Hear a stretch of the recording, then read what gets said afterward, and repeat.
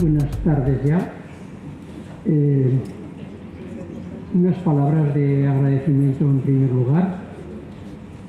Cuando, pues no sé si sería por junio así, la directora del ICE pensó en mí para esta charla, pues ella me llama por teléfono. Primero, gracias por acordaros de mí, pero ya le transmití en ese momento que me daba un poco de apuro encargarme de esta llamada conferencia, que espero que se quede en una charla de amigos y en una presentación de unas reflexiones personales, algunas, y otras pues derivadas de algunas lecturas relacionadas con el tema que ocupa y que preocupa, yo creo, en este momento en la universidad. Si transmití un mensaje de apuro en ese momento, es evidente que, a juzgar por las palabras de Fernando, hablar de lo que es un compromiso de mejora de la actividad docente, un profesor que desde el año 2000 hasta el 2012 no dio una clase, pues la verdad es que provoca un poco de, al menos de apuro, y parece que una primera reflexión es que no estaba del todo legitimado para hablar. Si además a eso le añado que gran parte de mi trabajo, sobre todo en la Dirección General de Universidades, pues yo la llamaba de predicador y convencido de Bolonia, pues ya tuve en aquel momento también esa sensación. Yo me dirigía a los profesores tratando de transmitir ilusión y motivación por ese proceso, pero una reflexión natural en el que me escuchaba es: pero este es de los teóricos, este es de los despachos, este es de los que mandan y llevan a los boletines cuestiones que nos las está predicando, pero él no las aplica. Si a esto le sumo lo que siempre he dicho, y me habréis oído algunos de vosotros, que mi verdadera vocación es la de docente, pues esta componente es la que más me animó para decirle a Ana Rosa: pues estoy dispuesto a hablar, a reflexionar, a transmitir mis ideas sobre lo que creo que puedo aportar en el ámbito de la innovación, sobre todo asociado, como es objetivo de las jornadas, a la cooperación interuniversitaria, pero no en el ánimo de enseñar a nadie. Por otra parte, cuando se habla de enseñanza y aprendizaje, pues yo no veo al profesor enseñando y al estudiante aprendiendo. Yo al profesor lo veo enseñando y aprendiendo continuamente. No veo solo al profesor dedicado a la componente enseñar. Lo veo fundamentalmente aprender, y con eso mejora y autoalimenta el proceso de enseñanza. Por lo tanto, le dije que sí, aquí estoy, voy a ver cómo salgo de esta, pero al menos he pensado en que merecería la pena que hablara de estas cosas. Primero haré unas reflexiones generales que enmarcan un poco, yo creo, pensamientos que creo que tienen que ver con lo que nos ocupa aquí. Hablaré un poco de lo que entiendo que es la función docente, hablaré de innovación, hablaré de lo que la innovación, en particular educativa, afecta a los agentes primordiales, que son el profesor, el estudiante y la institución. Por eso hablo en el título, de compromiso individual e institucional, y hablo de cooperación interuniversitaria porque ya me anunció la directora del ICE que esta era un poco la diferencia en cuanto a temática respecto de otras jornadas. Y precisamente hablando de cooperación interuniversitaria, pues un buen ejemplo, en mi opinión, es el Campus Iberus. Haré alguna referencia, pero como sé que va a haber algunas sesiones en las que se va a trabajar sobre este tema, pues aquí la verdad es que es casi un resumen de lo que se está haciendo en el ámbito de la mejora docente, y terminaré con una reflexión final que creo que resumirá un poco pues lo que he planteado.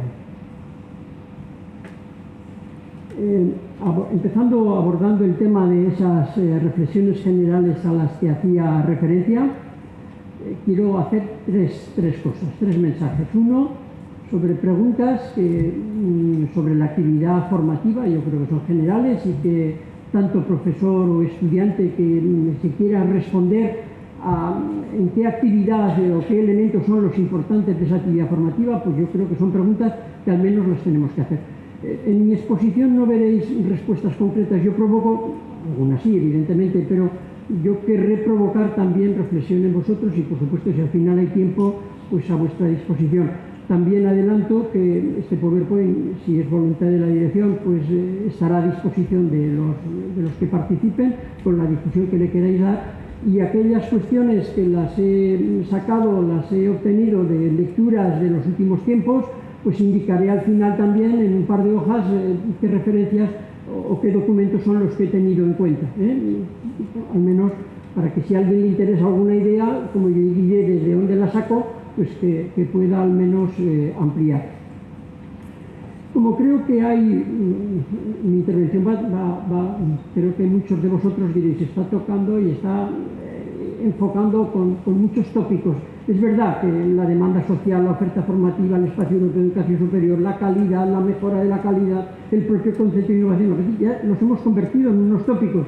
Yo pretenderé al menos profundizar como matemático que soy, si un concepto no sé lo que es, después difícilmente para hablar de él o aplicarlo.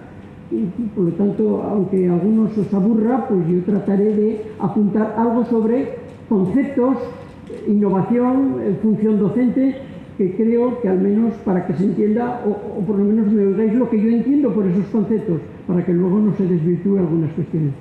Y a mí me apasiona la cuestión de la formación integral y por lo tanto quiero también, dentro de estas reflexiones generales, hacer un apartado. Cuando hablaba de qué preguntas son naturales en toda actividad formativa, pues yo creo que son las 6 que hay a la izquierda.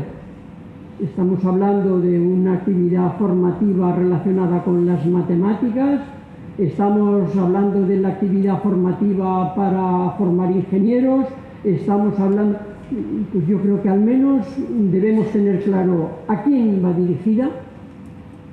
Por lo tanto, allí tendremos que tener presente el perfil del estudiante que recibimos, qué esperamos de él y al final, por supuesto, qué capacidades, qué conocimientos, cuál es el perfil de ese titulado, pero estamos hablando de quién está dirigida, que quién la desarrolla, y la desarrolla no el profesor, la desarrolla la suma del profesor y del estudiante, conjuntamente los dos agentes. Por eso cuando hablemos de agentes hablaré de profesor, de estudiante y de la institución.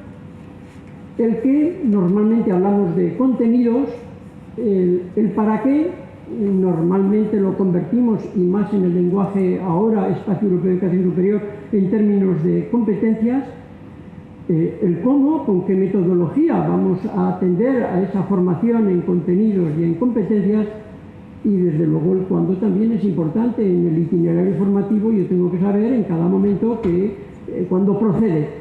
Y allí una observación: se ha terminado el entender que el que recibe un título un día en una oficina universitaria ha terminado de aprender la formación a lo largo de la vida. Es para lo que deben estar preparados también nuestros titulados el día que recogen ese título en la universidad, y por lo tanto en el cuándo, pues no solamente el itinerario formativo de hoy, del grado, del máster, del producto formativo que diseñemos, sino también hemos de atender a esa preparación para seguir aprendiendo a lo largo de toda la vida. Estas preguntas, si las hago, que pueden sonar, como decía antes, pues atópicos hablando de la función docente, si lo hago fundamentalmente es porque yo, que ahora he experimentado que vuelvo en el curso 12-13 a retomar la actividad docente, pues yo me planteo esto porque el departamento me asigna unas asignaturas del Departamento de Matemática Aplicada para unos títulos en concreto, unos grados en la Escuela de Ingeniería y Arquitectura. Y yo tengo que pensar en esto, tengo que hacer este ejercicio, lo tengo que hacer. Y tengo que decir que cuando uno se pregunta estas cosas, pues hay algunas cosas que me las dan hechas. Y hechas significa que están comprometidas y que yo no las puedo cambiar. Porque esto normalmente se identifica con que son grados de libertad del profesor. Y todos no son grados de libertad del profesor. ¿Por qué lo digo? Porque se ha estado hablando aquí de las memorias de acreditación iniciales, que se mandan a nuestro sistema, que pasan por unas agencias, que hacen unas propuestas de mejora, pero es que una vez que eso se aprueba, y estoy hablando de las memorias, esas memorias constituyen, en mi opinión, un compromiso social de la institución responsable de ese título, y por compromiso social entiendo que el estudiante que se matricula en un título con esa memoria, que las familias de ese titulado que se matricula, o de ese estudiante que se matricula en esos títulos, y que el ciudadano que lee los compromisos que ha adquirido la universidad con ese título, pues eso hay que cumplirlo. ¿Y a qué me refiero? Pues que yo llego al departamento y digo, me han asignado un grado de tecnologías industriales de la asignatura de matemáticas 3. Pues voy a la memoria y veo que aquí ya me han dicho cuántos créditos, qué contenidos, con qué metodología, metodología general, no la particular de cómo tengo que hacer la clase de 10 a 11 hoy, qué contenidos y qué capacidades, qué competencias espero que se adquieran, genéricas, específicas, con qué resultados de aprendizaje. Yo esto ya no lo puedo cambiar. Y ya puedo tachar de mi cabeza la libertad de cátedra en estos aspectos. Esto, el ciudadano que tengo allí, el estudiante que ha depositado la confianza en la universidad, ha venido porque sabe que es esto lo que va a recibir. Y por lo tanto, de qué, para qué, cómo y cuándo, ya tengo unas restricciones. Y esas restricciones las tengo que respetar. Y a esas restricciones le tendré que añadir aquellas cuestiones que, en el respeto de esas decisiones tomadas por quien estaba legitimado para ello, me permiten a mí acciones de mejora. Y cuando hablo de innovación educativa, no me puedo permitir hacer cualquier cambio.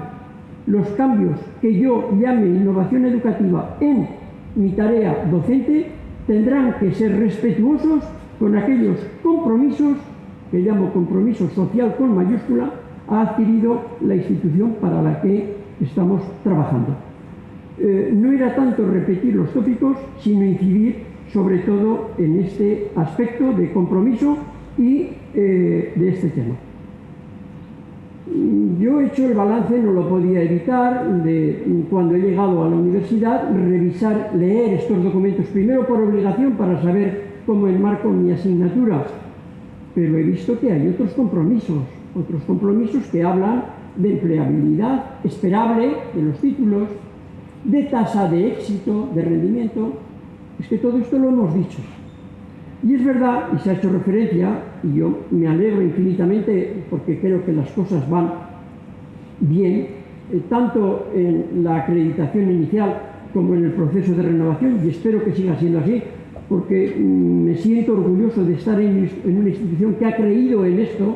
No lo estoy señalando porque no se crea, sino lo estoy reafirmando porque creo que es un valor positivo de la institución a la que pertenecemos, pero en aquellas cuestiones que ahora, cuando se renueve o se haga la propuesta de solicitud de renovación de la acreditación, aquellos aspectos que veamos que nos hemos equivocado en el planteamiento inicial o que son mejorables o que debemos reflexionar sobre ellos, pues es el momento adecuado. Por eso yo creo y espero de este proceso que no solo sea la repesca, el examen, la convocatoria de septiembre, a ver si ahora pasamos. No, es que es una oportunidad de reflexionar de nuevo sobre un proceso que se hicieron las cosas de la mejor manera posible, con una generosidad por todos los agentes importante, pero que ahora el proceso de renovación para mí es una nueva oportunidad de ser mejores y de revisar lo que dijimos, aquello que hemos cumplido y que seríamos capaces de mejorar, y aquellas cosas que no hemos cumplido, pues reconocerlas y o renunciar a ellas porque no se puede, o proponer mecanismos de resolución. Primera reflexión, esa. La segunda, tópicos, objetivos, indicadores, evaluación, seguramente serán las palabras de las más repetidas en unas jornadas de esta naturaleza.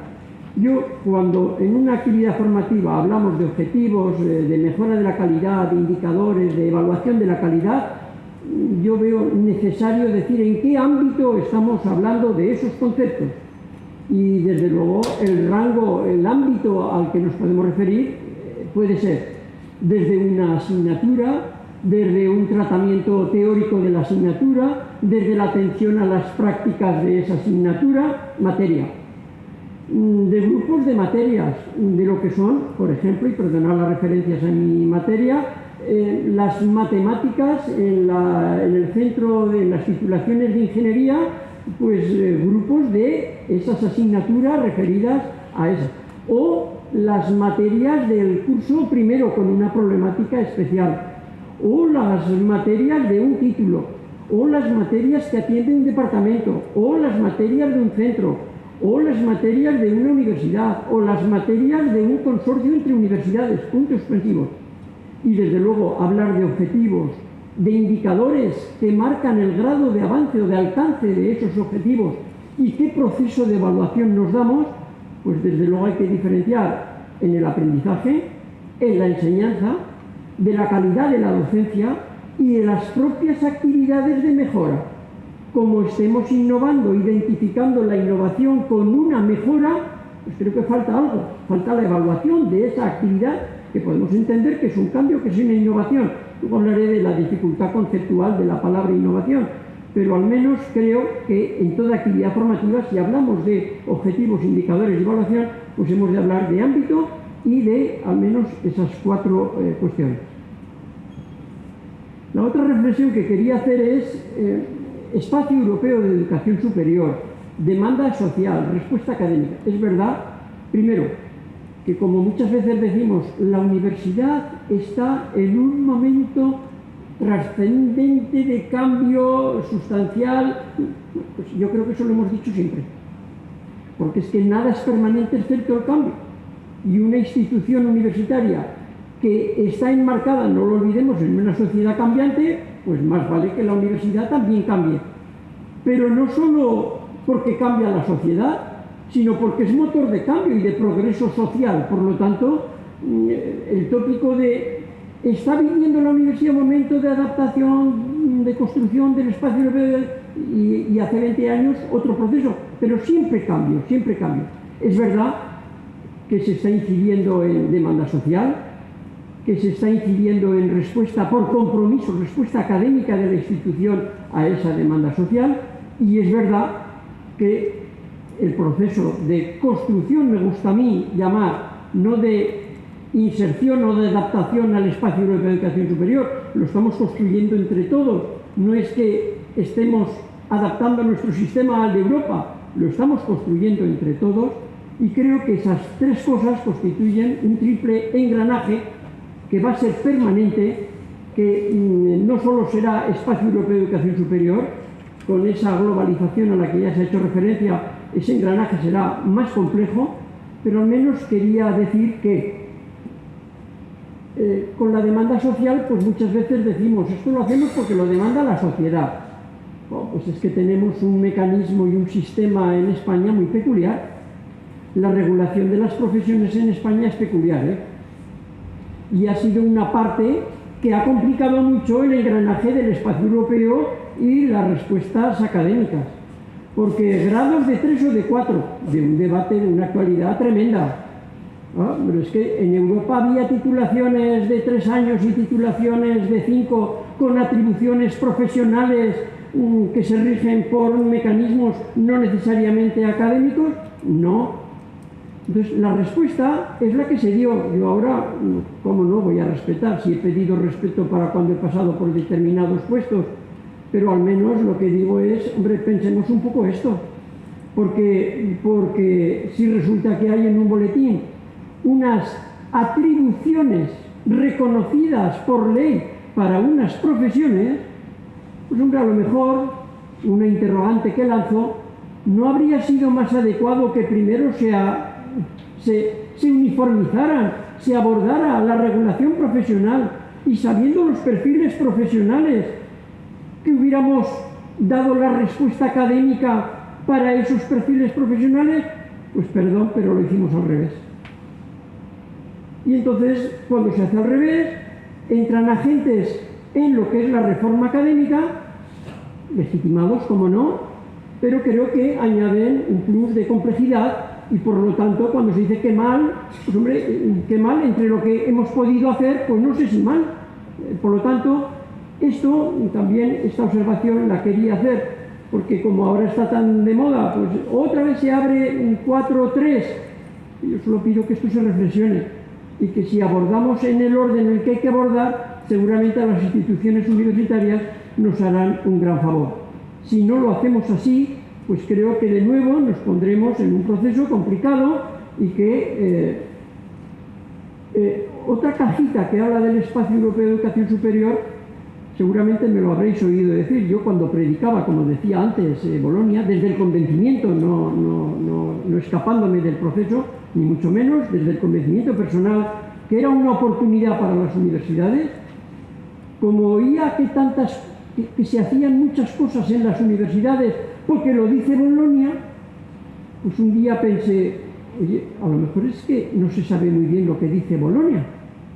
Entonces, en todas las charlas o en todas las intervenciones con alumnos, en encierros de estudiantes, en todos los sitios por donde yo he pasado a hablar del Espacio Europeo de Educación Superior, solía hacer al principio de la intervención una pregunta. Y esa pregunta era, ¿cuántas hojas tiene la Declaración de Bolonia? Por supuesto, ahora todo el mundo, supongo que los que estáis aquí, pues todos habéis leído esa declaración y por lo tanto la respuesta ahora. Pero hombre, hace 5 o 6 años preguntar cuántas hojas tiene al menos, la respuesta indicaba si se conocía el documento, porque desde luego si no se sabe cuántas hojas, bueno, pues llevaba siempre este documento. Y este documento tiene estas 2 hojas y este poquito. O sea, yo decía 2 hojas. Si lo imprimo para 2, sería 2. Yo leía los principios. Bolonia dice muy poco escrito, dice mucho, pero poco escrito.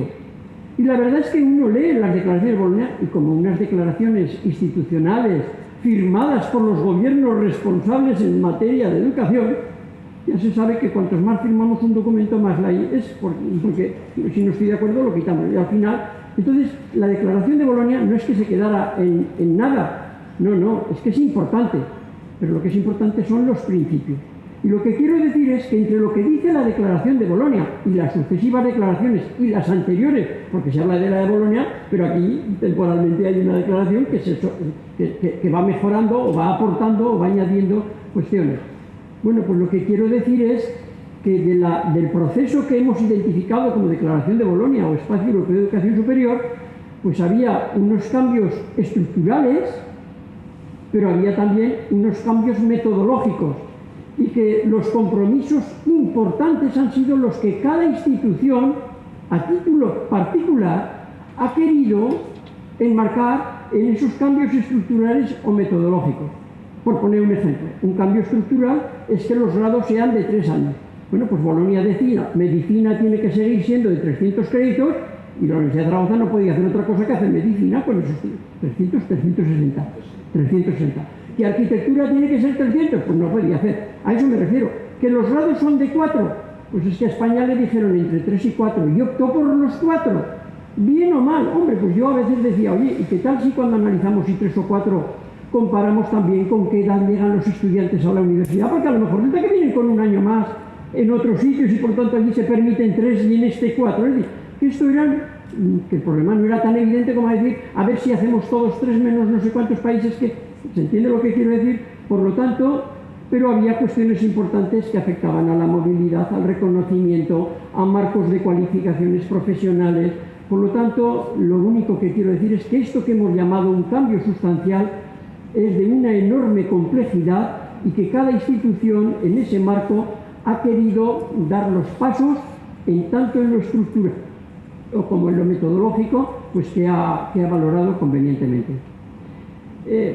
Yo como rector, pues hablar de crisis económica y de que esto nos lo están pidiendo gratis y que aquí no llega un euro para poner todo esto en marcha, pues cuando digo y todo en un momento de crisis económica, pero de esas lecturas que últimamente, pues para poder venir aquí y decir algo que fuera distinto de lo que ya en otro momento me habíais podido oír, pues una de las lecturas que he hecho ha sido una contribución de un profesor de la Universidad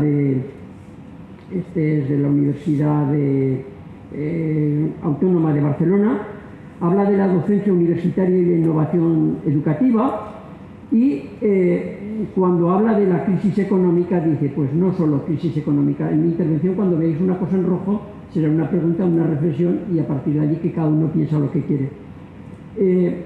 Él habla de que no solo económica, él habla de que igual hay que tener en cuenta también una crisis de hegemonía, una crisis de legitimidad y una crisis institucional.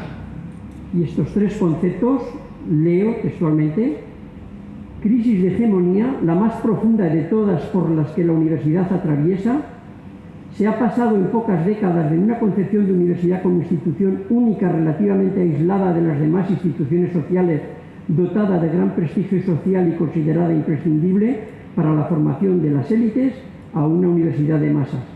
Una crisis de legitimidad traduce la contradicción entre la jerarquización de los saberes especializados, restricciones al acceso y certificación de competencias, y las exigencias sociales y políticas de democratización universitaria, junto con la reivindicación de la igualdad de oportunidades. La tasa de éxito de una titulación yo sé cómo se eleva, ¿eh? Si cojo 100 y suspenden el 40%, si cojo los 60 mejores he conseguido el 100%. Y la calidad, si no viene asociada de políticas de equidad y de igualdad de oportunidades, cuidado con los indicadores aislados. La crisis institucional, que es la tercera a la que hace referencia, que nace de la contradicción entre la reivindicación de autonomía institucional y la presión para someter la institución a criterios de eficiencia y productividad empresarial y social. Yo solo quiero llamar la atención de tres aspectos que algún investigador ya se ha ocupado de añadir a esa crisis económica que normalmente hacemos referencia cuando se nos dice que nos han embarcado en un proceso complejo, caro y con pocos medios. Y la última reflexión general era referida a la formación integral. Me habréis oído un montón de veces que venimos de un sistema que creo que ha tendido más a llenar las cabezas, a formar las cabezas con conocimiento, a llenar de conocimiento. Pretendemos, y desde hace ya muchos años, pretendemos, además de saber, que sepan hacer, por lo tanto hablamos en términos de capacidad y habilidades. Además de la cabeza estamos pensando en las manos, saber y saber hacer, y para que tenga sentido eso que llamamos formación integral, pues además aspiramos a que ese titulado pues tenga unos valores que permitan ejercer la profesión en el marco de unos comportamientos éticos en condiciones. Por lo tanto, ese trébol de cabezas, manos y corazón, pues creo que es también una parte que se debe tener en cuenta en este proceso de reforma de la universidad. Y como me gusta mucho buscar tréboles de 4 hojas, pues yo me permito añadir las actitudes, que es tan importante o más que lo que podamos reflejar en el apartado valores. Claro que tiene que ver también con los valores, pero yo en ese apartado de capacidad, de aptitudes, pues yo espero impulsar el entusiasmo por aprender, el entusiasmo por el interés por el rigor, el huir de la comodidad, el no identificar divertir con disfrutar. Yo aspiro a que el estudiante disfruta aprendiendo, no que se divierta. Yo no entro en clase a divertir. Sí que aspiro a que disfrute el estudiante compartiendo ese trabajo conmigo. Por supuesto, las ganas de aprender, el afán de superación, todo eso yo lo distingo, digamos, de valores y lo llamo actitudes, y creo que es una oportunidad excelente para que en este proceso de reflexión general pues atendamos también a esas cuestiones. De la función docente voy a resumir. A estas alturas solo faltaría que la mayoría de aquí, que entendemos que una de las funciones que tenemos en la universidad es la función docente, pero precisamente porque si nos referimos a innovar en esa actividad docente, por lo tanto, de esas componentes de nuestro trabajo docente, investigador y gestión, la parte que algunos pues, generosamente puedan aportar, yo con las competencias de profesor universitario me he preocupado de buscar documentos, artículos que me dieran un poco de luz si tuviera que definir qué competencias son las de un profesor universitario.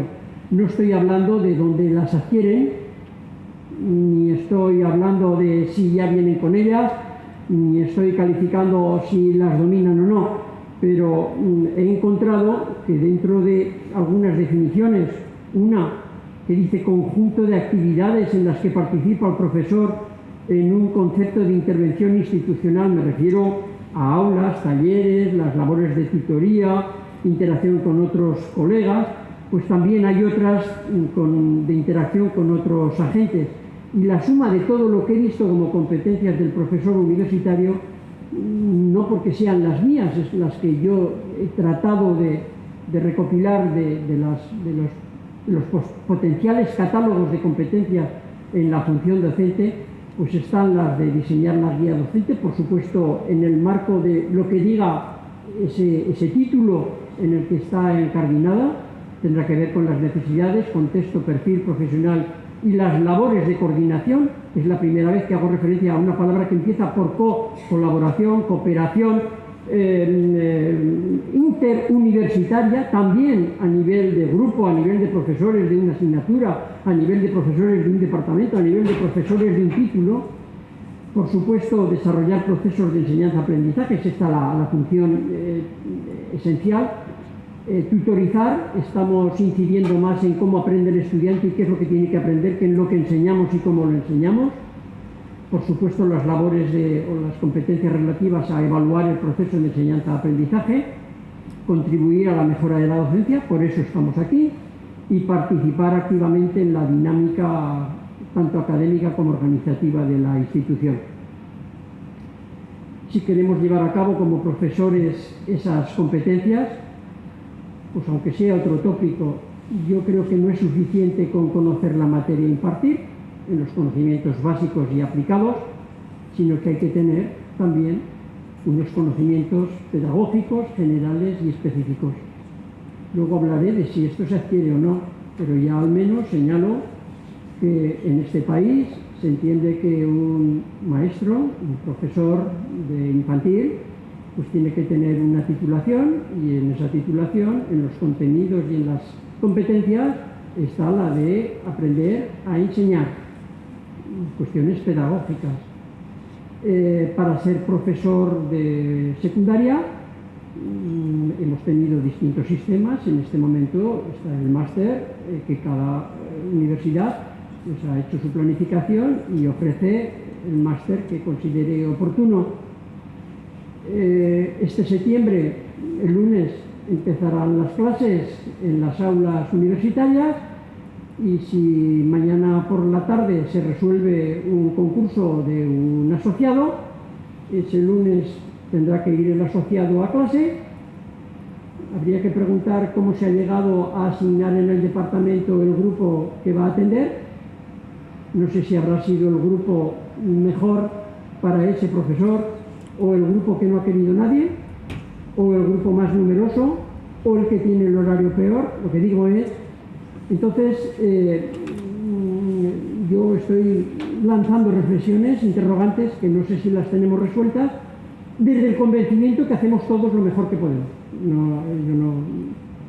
Pero es que además de esos conocimientos, tanto en materia, en contenidos, como en cómo transmitir esos contenidos, pues se espera de un profesor esa capacidad crítica, intelectual y práctica, ese espíritu creativo e innovador, y tendrá que ver con si estoy motivado o no para innovar en la labor que tengo. El rigor metodológico y conceptual se tendrá que dar por sentado, un compromiso ético y moral. Yo no puedo hacer cualquier cosa. Yo cuando hablo de la formación integral y hablo de la formación en valores, y un profesor me dice, no, ¿y yo cómo sé qué es lo que tengo que enseñar? No, ¿cómo tienes que enseñar? No, ¿cómo te tienes que comportar? Porque de allí ya se derivará lo que el estudiante percibe de esa componente tuya. y una corresponsabilidad con otros agentes, pues porque no estás solo con una asignatura y unos estudiantes, sino que estás con otros profesores de otros grupos, con otros profesores del centro, con otros profesores del título y por lo tanto en la función docente yo así la enmarco. Si nos referimos a innovación, en innovación tres cosas que al menos quiero destacar. Uno, el problema de conceptualización de la palabra innovación. Yo de las lecturas que luego, como digo, tendréis la referencia de lo que he leído en los últimos tiempos, pues ni todo el mundo entiende lo mismo por innovación. Hay gente que la innovación ya las entiende como mejora, y yo lo que digo, hombre, innovación, tú puedes innovar y decir que has cambiado algo. Que eso sea una mejora, al menos se tendrá que demostrar. Y para que sea una mejora tendrás que decir esa innovación porque la haces y qué objetivo es el que pretendes conseguirlo mejor. Y por lo tanto es un poco lo del objetivo, indicador y mejora. Por lo tanto hay un problema de conceptualización, a ver si no identificamos innovación y cambio, y yo que estoy convencido de las razones, al menos las que voy a señalar para la innovación, pues sería la tercera cosa que quiero señalar. Buscando una definición por esa cosa que tengo como matemático de qué concepto estamos hablando, la verdad es que un poco antigua, del 2007. Por cierto, antigua. Yo que ha señalado Fernando que fui secretario de investigación, en el departamento se hablaba, como no, de investigación y de innovación. Quisimos hacer una ley, ya hicimos y se aprobó, y además con éxito, y por cierto, con los votos de prácticamente todo el arco parlamentario, acuerdo político y social en ciencia e innovación. Ojalá lo tuviéramos en educación. Pero tuvimos una dificultad. Las competencias de las comunidades autónomas son de cuando se aprueban los estatutos de las comunidades autónomas. La Constitución española está de la época en la que se aprobó la Constitución. Cuando se aprueba la Constitución, ¿qué se dice en España, en las leyes, en las normas de innovación? Nada. La competencia de investigación, de coordinación, de uniformización, políticas importantes, transversales para todo el Estado español, se recogen en un artículo de la Constitución española. Las de innovación no se puede recoger en ese momento porque no se planteaba. Sin embargo, en cada estatuto de la comunidad autónoma, regular a nivel del Estado español unas competencias que se refieren a investigación e innovación tiene esa dificultad, esa complejidad. Hay un distinto nivel de competencias: Administración General del Estado, Administración de las comunidades autónomas. Lo que quiero decir es que de innovación, pues es que se habla desde hace pocos años, pero si hay dudas conceptuales de innovación, y aquí he puesto un ejemplo, digo una definición, no es la definición, pues al menos la destaco porque primero se puede referir al proceso y al producto. Esto también en el lenguaje empresarial, en el proceso se puede innovar, pero también en el propio producto, en la lavadora y en el proceso de la misma lavadora. Desde luego es deliberado, pero está orientado ¿a qué? A la mejora. Pero es que no necesariamente se consigue. ¿A esto a qué me refiero?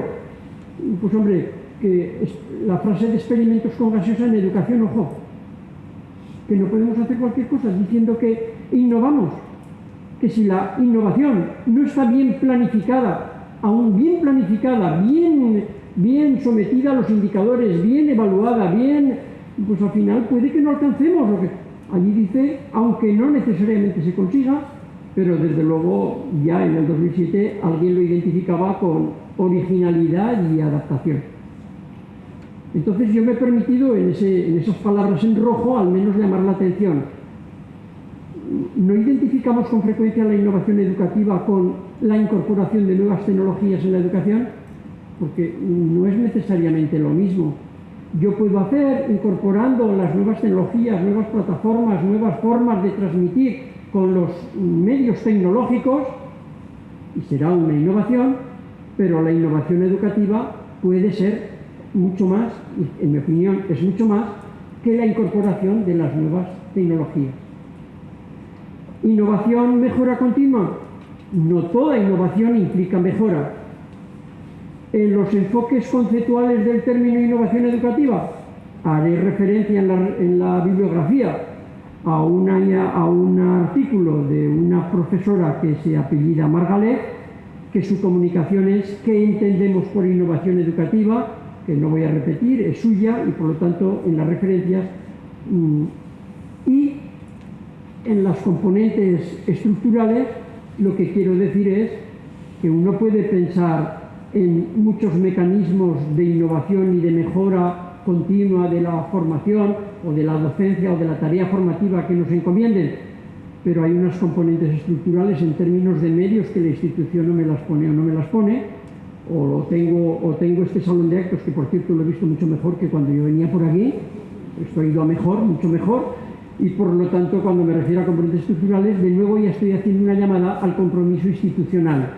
No vale con que un profesor diga quiero hacer esto si no se le dan los medios para poder hacer aquello en la hipótesis de que ya se sabe que va a ser bueno, que va a mejorar, o si la institución no se implica, pues creo que no estamos haciendo lo que tenemos que hacer. Un maestro en términos de innovación es Castell, y ya en el 2000 señalaba que lo esencial será la capacidad de adaptarse a un mundo en cambio constante, tanto tecnológico como personal. ¿Cómo no va a tener que adaptarse en la universidad nuestra tarea a esos cambios de la sociedad? Pero tendremos que ver cambios en la sociedad, complejidad, diversidad, globalización, políticas de empleo y cambios en la universidad actual, en cómo estamos hoy, nuevos perfiles, objetivos nuevos, lo que nos diga el Espacio Europeo de Educación Superior. Pero aún me permito añadir algo más. ¿Solo aspiramos a adaptarnos a los cambios sociales? En mi opinión, mal haríamos si solo queremos ir al rebufo de los cambios que la sociedad parece que nos demanda. Creo que nos tenemos que anticipar y creo que debemos de influir en el cambio. Creo que la institución debe convertirse en verdadero motor de progreso social y cultural. Si nos limitamos a responder a esos cambios de la sociedad, pues creo que nos quedamos con una parte que es obligada, pero creo que el papel de la institución universitaria pues tiene que ser más comprometido.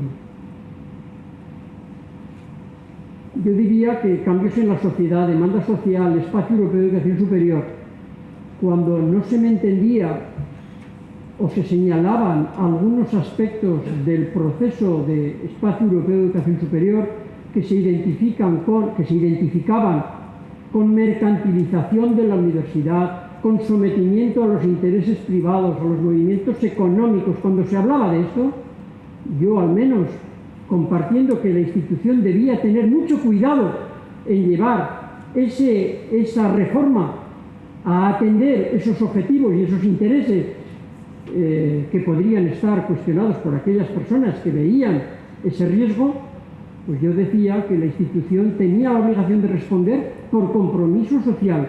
Y si por compromiso social se tiene que reformar una planificación de un título, una planificación de una asignatura, una atención a los alumnos de no sé qué manera, pues yo creo que se derivará de allí cuestiones de empleo, que se han señalado hoy aquí, cuestiones de desarrollo social y económico del territorio, que podremos atender aquellos objetivos que sean más relacionados con lo local, con el compromiso del territorio más directamente asociado, por otra parte en términos de inversión. No nos olvidemos que nos estamos dando un sistema en el que la Universidad de Zaragoza, el vicerrector ha hecho referencia a nuestro financiador. Bueno, nuestro financiador es el gobierno no es el gobierno como tal, es la sociedad aragonesa. Pero claro, esa inversión que se deriva en que de mi centro salgan pasado mañana 4 ingenieros en tecnologías industriales, ¿qué pasa? ¿Que van a Alemania a levantar aquel país? Que estoy hablando de compromiso local y global, y por lo tanto eso yo lo tengo que tener en cuenta, y lo tengo que tener en cuenta en esa expresión de compromiso social, atendiendo y siendo conscientes de la globalización, pero también de dónde estamos y de dónde vienen los recursos para los que está destinando la sociedad a la que nos debemos. Ya también Michavila en el 2001, los múltiples informes en los que ha participado Michavila, aquí ya en el 2001 no cuestionaba si hay que innovar o no, sino en qué elementos son los que tienen que definir esa innovación. Y si tuviera que destacar razones para la innovación, pues de nuevo recogiendo otra especie de definición que la entiende como un procedimiento deliberado orientado a la mejora de la calidad, se deben definir claramente los objetivos. Para cada uno de ellos su grado de ejecución debe ser medible mediante indicadores y desde luego los indicadores tienen que estar interrelacionados, es lo que decía antes, con el indicador, por ejemplo, la tasa de éxito, si no está relacionada con otras. Y en definitiva, y ya recuperando un poco el papel institucional también de la propia universidad en la innovación o en las políticas de innovación, pues desde luego a estas alturas ya nadie duda de la innovación educativa, primero como un factor de calidad de la institución, pero también como un factor de credibilidad de las instituciones. Si la sociedad no percibe que es una institución que se evalúa, que proporciona información, que informa para que los estudiantes tomen las mejores decisiones en el momento de incorporarse a la universidad, pero también la informe de las previsiones de las políticas de empleo o de las posibilidades de ejercicio de prácticas, en definitiva la evaluación institucional de la calidad, que como además está hoy representada pues nuestra agencia, pues creo que en eso estamos de acuerdo, no solo socialmente, sino también académicamente. Muy rápidamente, insisto en que manejamos conceptos en esta reforma que a veces no para todos significan lo mismo. Pongo allí dos ejemplos. Si ahora escribiéramos en un papel lo que entendemos por competencia los que estamos aquí, no sé si saldría una definición más o menos uniforme. No sé si tenemos en cuenta los marcos de cualificaciones profesionales, que nuestra reforma no los tuvo en cuenta porque no estaban establecidos, pero ahora ya los tenemos. Es verdad que cuando se hizo la reforma y se marcaron las competencias en los títulos, en las directrices, ya se habían tenido en cuenta el marco de cualificaciones de Dublín, que era un marco general para todo el espacio europeo, puntos suspensivos, atribuciones. Yo no sé si todo el mundo entiende diferencias entre competencias, atribuciones, cualificaciones, la importancia de los indicadores. No insisto más en la de la tasa de éxito.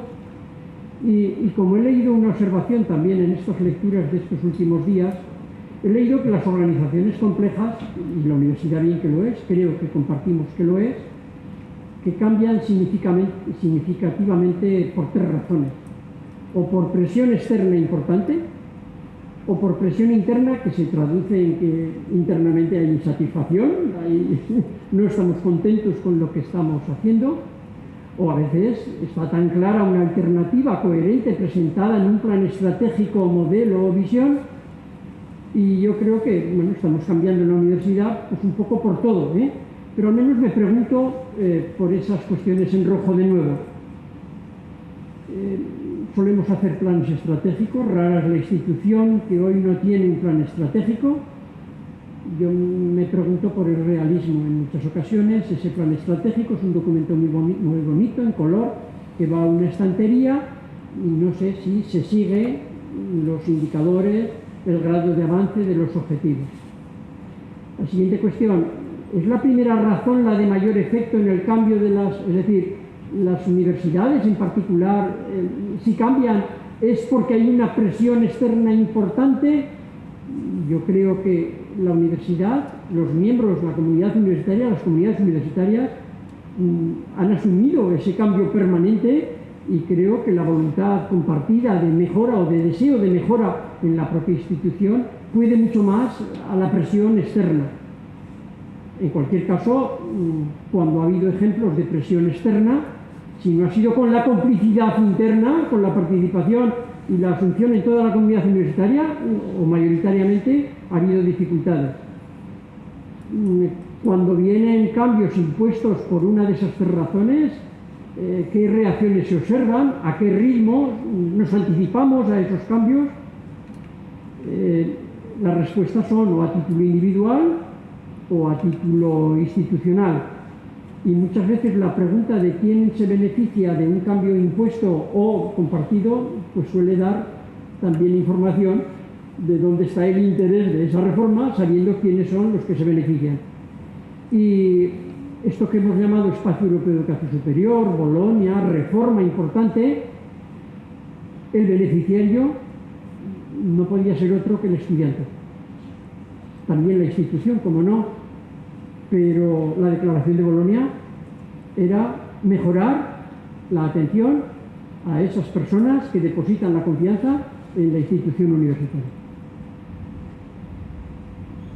En la función docente, en particular en innovación educativa o innovación en las labores de función docente, afectan a 3 agentes, como he dicho antes, profesor, estudiante e institución, y aquí enumero al menos cuestiones que nos deberían hacer reflexionar. Una ya he hecho una mención: ¿cómo se accede a la condición de profesor universitario? Cuando una persona accede a la condición de profesor universitario, ¿qué miramos en él? Cuando acreditamos a un profesor en las distintas categorías, ¿qué miramos en él? En otras palabras, ¿cómo se refleja las capacidades relacionadas con la función docente?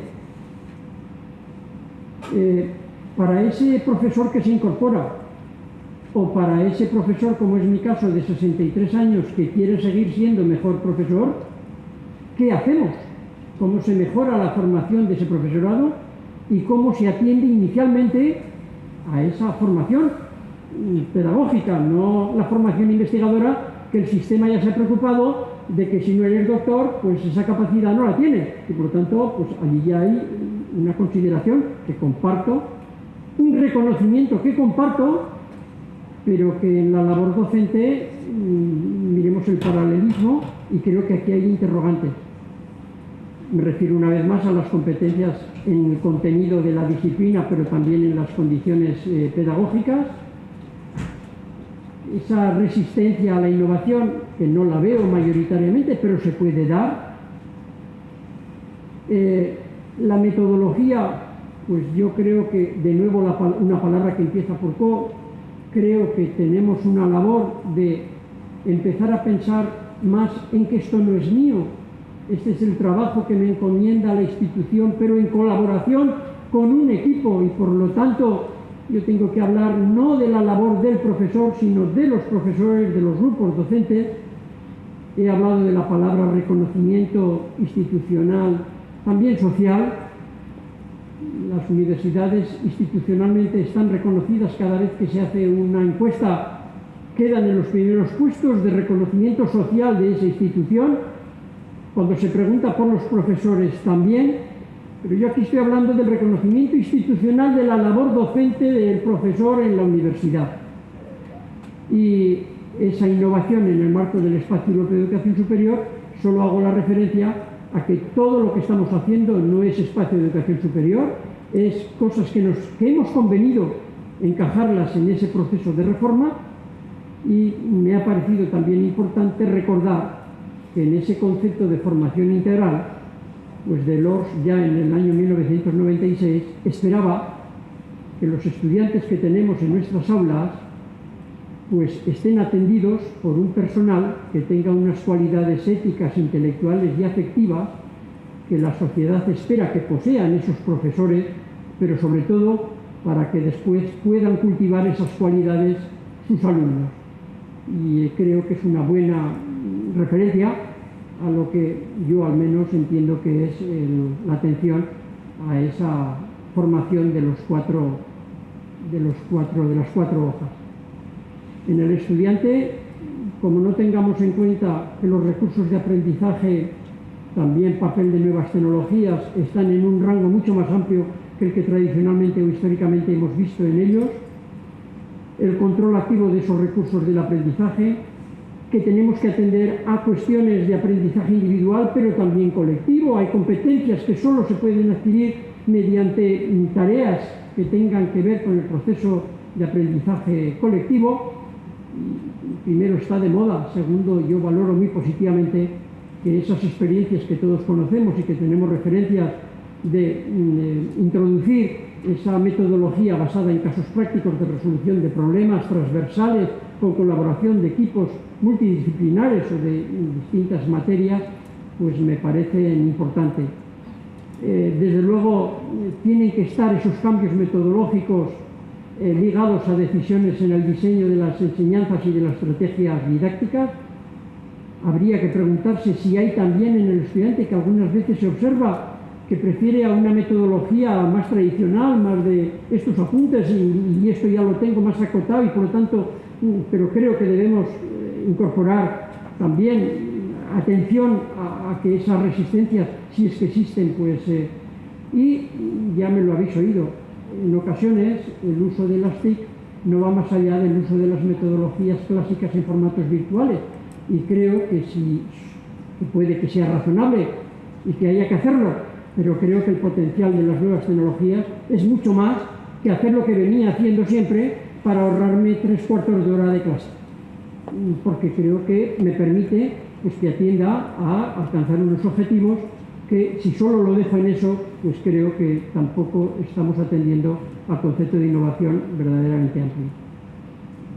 La dimensión institucional, si me permitís, creo que venimos de una historia en la que el profesor vocacional, el profesor motivado por la innovación, motivado por la voluntad de mejorar, pues siempre ha estado allí tratando de hacer mejor esa tarea, pero la institución no se puede conformar sumando esos proyectos individuales de mejora de 1000 profesores, 2000 o 3000.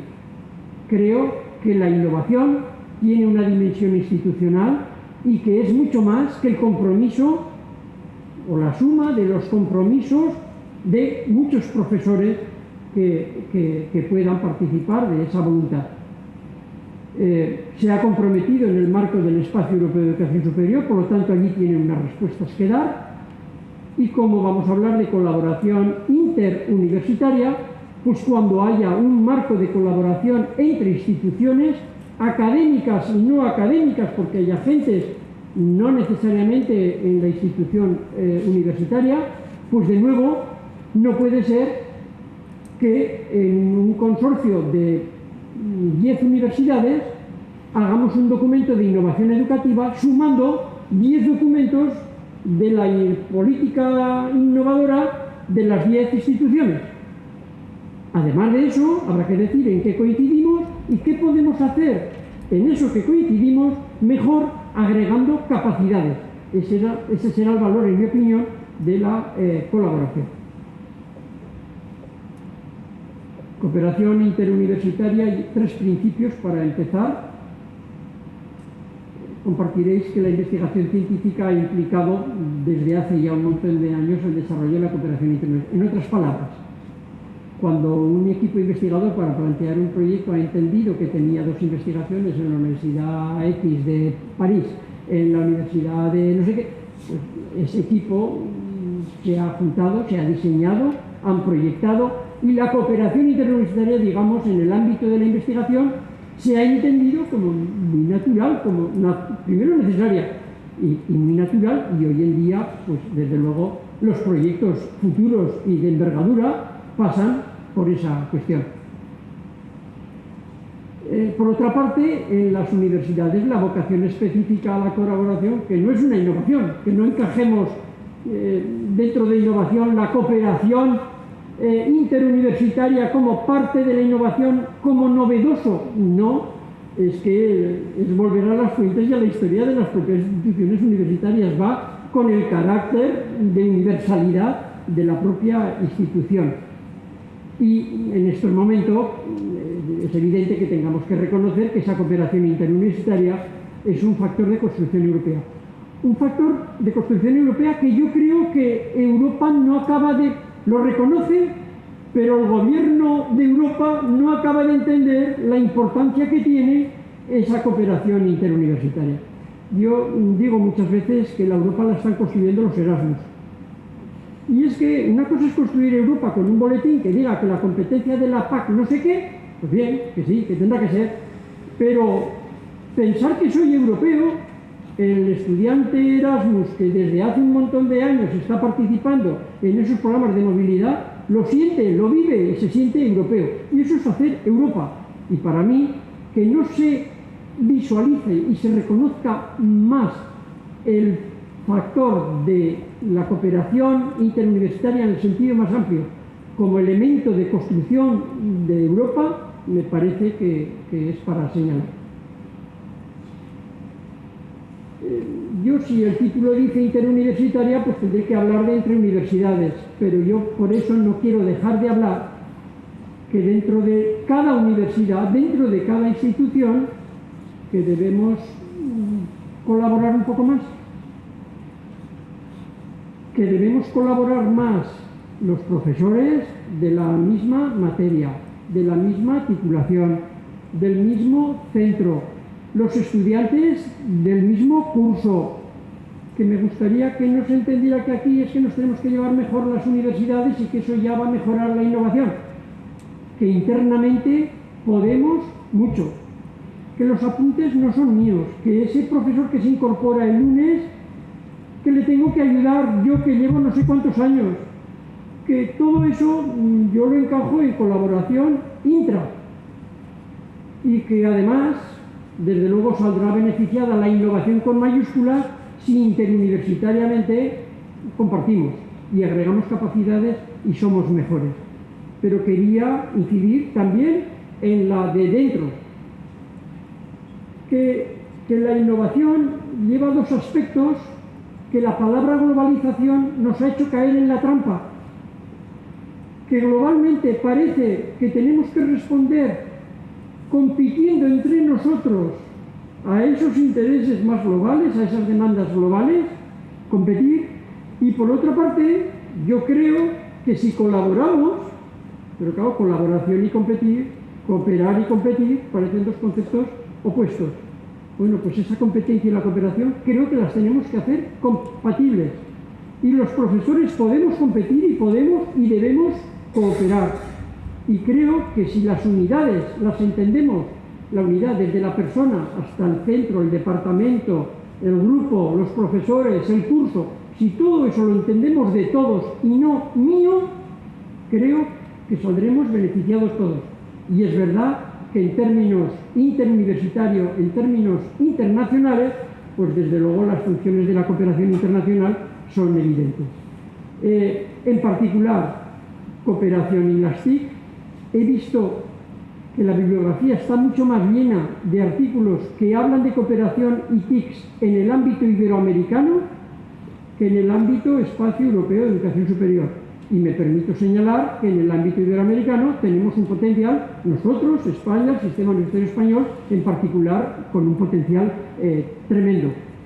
Como has hecho referencia, el director general, a la reunión de junio de Brasil, pues me he permitido también señalar en esos aspectos el espacio iberoamericano, y a estos efectos yo que señalaría, pues que desde luego las instituciones universitarias se reúnen, hacen declaraciones, hacemos declaraciones, los gobiernos también hacen declaraciones, detrás de la de abril, fue en abril, ¿verdad? La de... no, en julio, a finales de julio, pero es que en Veracruz en diciembre de este año hay la de los gobiernos, la de los responsables de los gobiernos en materia educativa. Y a mí me gustaría ver que esas declaraciones pues al final llegarán a verse en las actividades cotidianas de las universidades, que creo que pasa un poco como con los planes estratégicos, que nos quedamos en unos documentos que me gustaría que se filtraran y que tuvieran trascendencia y practicidad en medidas concretas. En cuanto a cooperación internacional y las TICs, de todas las referencias que he visto, una de las que mencionaré al final es la de un profesor de la Universidad de Baleares que se llama Salinas y que me parece que recoge pues todas las posibilidades. Él habla de tipos de organización, él hace mención también al comportamiento ético en la cooperación. Venimos de una historia en la que a veces la cooperación se ha entendido más en un sentido y no con la idea de colaborar para ser mejor ambos, y por lo tanto esa publicación de Salinas, que seguro que tendrá alguna más reciente, yo lo conozco desde hace bastantes años y siempre he leído con interés esa contribución y me parece importante. Un ejemplo que ya se ha hecho referencia y que se va a trabajar aquí es un consorcio. Este es el panorama de todos los campos de excelencia que se generaron cuando se hizo la convocatoria. El marcado en naranja, aunque veis Navarra que pone allí +1, si tiene otro color, que Navarra también está, que es ese gris, es porque allí hay otro campus internacional. Pero sabéis que lo constituye la Universidad de Zaragoza, la Universidad Pública de Navarra, la de Lleida y la Universidad de La Rioja, que se identifica con una parte importantísima del Valle del Ebro, que fue aprobado en el año 2010, y que el panorama de todos los campus es este. Hay campus internacionales de excelencia, hay campus regionales, en esta foto hay 16 internacionales, entre los que está el campus Iberus, y hay 15 regionales, y esta es un poco la distribución de los campus de excelencia. Resumo, el gran reto del campus Iberus es un único campus para competir internacionalmente. Son referencias al documento que se aprueba en la propuesta de reconocimiento de este campus. La calidad y la excelencia como fundamento de gestión, la investigación de vanguardia, dinamizador entorno socioeconómico y modelo de integración y responsabilidad social. Agregar capacidades, lo he dicho, es fundamental. Yo, en todos los ámbitos, desde luego en el investigador nadie lo cuestiona, pero es que es extensible y es obligado extenderlo al ámbito de la formación, pues porque agregando capacidades podemos optimizar recursos, podemos ser mejores y podemos atender mejor no solo la labor investigadora, sino también la labor docente. Hay una vocación internacional, hay una vocación de especialización. De hecho, este campus se configuró atendiendo a 3 áreas de especialización, dividiendo después una de ellas en 2, con un compromiso socioeconómico con el territorio, en este caso esa zona del Valle del Ebro, y con esa formación integral que tantas veces he recordado. Que en los objetivos se atiende a la formación, a la investigación y transferencia y compromiso social. Por lo tanto, el documento está con objetivos en las misiones encomendadas a la universidad, tanto en formación como en investigación, como en transferencia del conocimiento que se genere y, por supuesto, en ese mensaje de compromiso social. Y porque claro, decir esto, ¿y qué es lo que se está haciendo o qué es lo que se pretende? Esta hoja y la siguiente, pero 3, son acciones que están comprometidas por el campus Iberus en mejora docente y adaptación al espacio europeo de educación superior. Y cuando digo están comprometidas es que hay un acuerdo del Consejo Rector de este campus que ha dicho incrementar los niveles de excelencia docente fundamentado el proceso en la calidad y la innovación, que a la derecha pone unos indicadores, que pone quiénes son los responsables y que pone cuándo se van a alcanzar esos objetivos, que no copió la hoja del documento, pero que están esos 3, que llamo desde el 1 hasta el 3, del 4 al 7, un centro de posgrado doctorado internacional, atraer talento internacional, políticas de traer estudiantes de otras zonas, desarrollar una oferta formativa conjunta y potenciar las actividades de innovación docente y participación del profesorado en la investigación educativa, con las columnas de la derecha haciendo referencia a lo que os decía. Más mejorar los espacios y equipamientos docentes para adaptarlos a los requerimientos de la metodología docente en el espacio europeo. Y una última, de la que tuve ocasión de hablar con el director general, de establecer mecanismos de cooperación con la educación secundaria y la formación profesional. Me refiero a que a fecha de hoy el campus Iberus, en el ámbito docente y en el ámbito de la innovación, han acordado poner en marcha estas actuaciones y que son las que estarán dando lugar a los trabajos que en particular en esas reflexiones que hoy y mañana se van a hacer aquí, que llevan Campus Iberus, pues supongo que el enfoque será este. El Campus Iberus tuvo el acierto de, en términos de internacionalidad, echar una mirada al otro lado de los Pirineos. Lo natural era que este campus marcara ese primer carácter y vocación internacional con los vecinos. Los vecinos son Pau y Toulouse, y por lo tanto esa zona más verde o azul más claro es la zona que se acuerda con el consorcio Campus Iberus, la colaboración, y que entiendo yo que en el ámbito de la docencia y de la innovación educativa, pues sí comparten esas actuaciones a las que he hecho referencia o se incorporan otras que conjuntamente se quieran potenciar. Cuando digo un buen ejemplo es Campus Iberus, yo creo que se da el carácter de internacionalidad, el carácter de agregar capacidades próximas para racionalizar el servicio público que se presta. Son instituciones públicas las que han consorciado esto.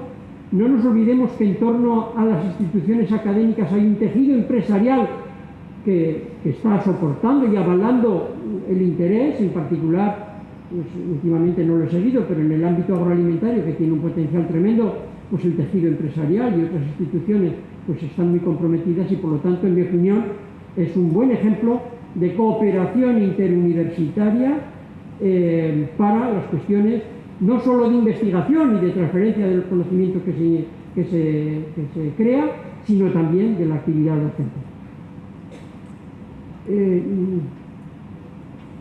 2 minutos más.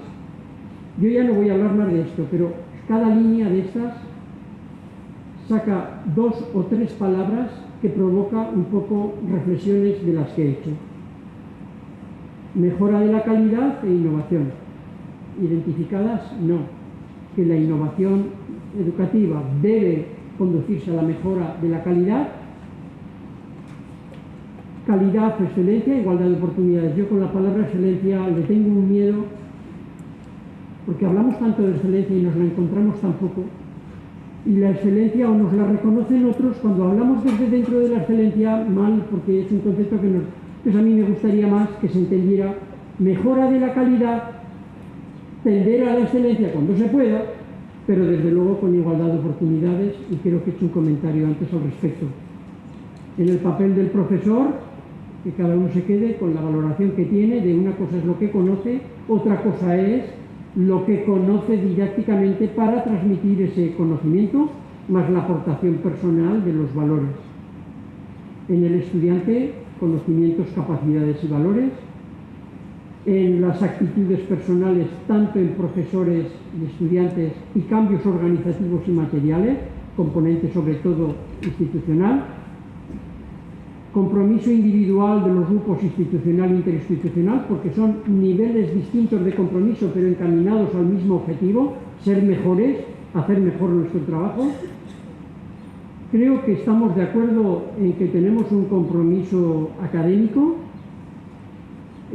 Creo que socialmente, pues también, las encuestas lo dicen, pero no lo he puesto allí porque como ya la componente de político no la tengo, pero a mí me gustaría que en el ámbito educativo hubiera un acuerdo académico, político y social, y que no podemos estar con un cambio permanente en los boletines oficiales del Estado. Ese es el cambio que no me gusta. Me gustaría que allí hubiera estabilidad en las normas, estabilidad en los marcos, cambiantes, pero con una evaluación de lo que hay que cambiar porque no lo estamos haciendo mejor, peor, o lo estamos haciendo mal, o porque lo podemos hacer mejor. Pero creo que allí hay mucho por hacer. Creo que debemos hacer compatible la cooperación y atender a la autonomía, a la especificidad de las universidades. Los acuerdos de colaboración tienen que ser respetuosos con aquello que la institución quiere preservar, y en aquello que compartamos ser mejores y compartir, pues lo hacemos, pero la cooperación y la especificidad han de ser compatibles. Lo mismo con la colaboración y la competitividad. A veces yo creo que el sistema, la sociedad nos ha metido en un marco de competición que si pensáramos en términos de colaboración igual competíamos juntos mejor. No sé si... y como quería sacar 10 cosas, pues tenía que añadir que es muy importante seguir aprendiendo y mejorando. Y como quería poner 10 cosas y terminar diciendo que estos 10 mandamientos se encierran en 2, pues para mí estas 10 ideas se encierran en 2, que tienen que ver mucho con lo que he querido transmitir. Que la mejora de la calidad en la función docente siempre estará iluminada por la voluntad permanente de seguir aprendiendo, profesores y estudiantes. No solo los estudiantes. El profesor que quiera ser un profesor tiene que estar permanentemente dispuesto a seguir aprendiendo. Y si está dispuesto y tiene esa voluntad, estará dispuesto a cambiar, estará dispuesto a innovar y además lo hará para mejorar, que es lo que queremos, la mejora de la calidad. y como estoy convencido que los cambios son más fuertes, más sólidos y más interesantes si se colabora, pues en la primera campaña electoral como rector mi lema era que sumando esfuerzos se multiplican los resultados, que soy matemático, había que sacar alguna operación por aquí. Y es que si colaboramos y sumamos esfuerzos, los resultados se multiplican. Y estoy convencido que en el ámbito docente lo haríamos mucho mejor si hubiera un poco más de colaboración. Muchas gracias.